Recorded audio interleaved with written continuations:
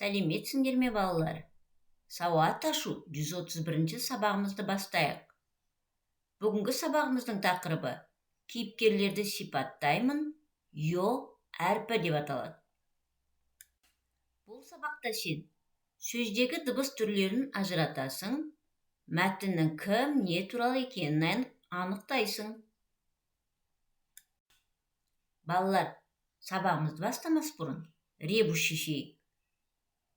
Суретте нелерді көріп тұрмыз? Дұрыс айтасыңдар, бірінші суретте аюды көріп тұрмыз, екіншіде к әрпін көріп тұрмыз, үшінші суретте монтерді көріп тұрмыз. Балалар, аю деген сөздің соңғы бір әрпін алып тастайық. Ал к әрпі қалады, ал монтер деген сөздің алдыңғы үш әрпін алып тастаймыз. Сонда қандай сөз шықты, балалар? Қане қарайық. Дұрыс айтасыңдар. Актер деген сөз шықты. Енді балалар, актер деген сөзге дыбыстық талдау жасайық. Актер. 2 буын бар. 5 әріп бар. 6 дыбыс бар екен. Жарайсыңдар, балалар. Өткен сабақта йо әрпімен танысқамыз. Йо әрпінің қосарлы дауысты дыбыс екенін де білдік. Йо әрпі и мен о дыбыстарының қосарлануынан жасалған. Ол дауысты дыбысқа жатады. Енді мына тіл тарту жаттығуын жаттап алайық. Йо менен е егіз бе? Шекедегі көзі ме? Енді мына бірінші тапсырмаға қарайық. Жасырынған сөздерді тап.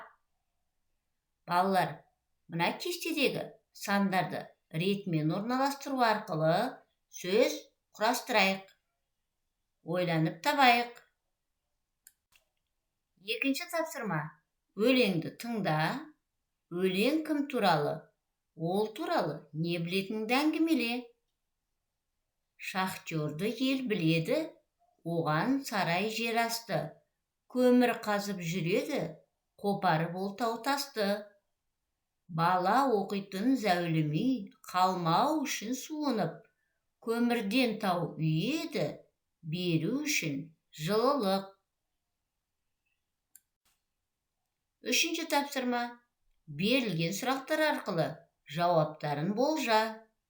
Яғни балалар, бізге сұрақтар берген, сол сұрақтарға жауап берейік.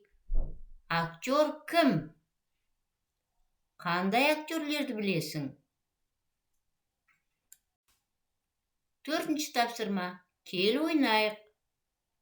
Яғни балалар, кім екенін табайық. Таяқша бар қолында, кімді айттым ойымда. Жұмбақтың шешуін тап. Дәптермен жұмыс. Жұмыс дәптеріміздің 30-ші бетіндегі мына тапсырманы аяқтайық. Жарайсыңдар, іске сәт, балалар.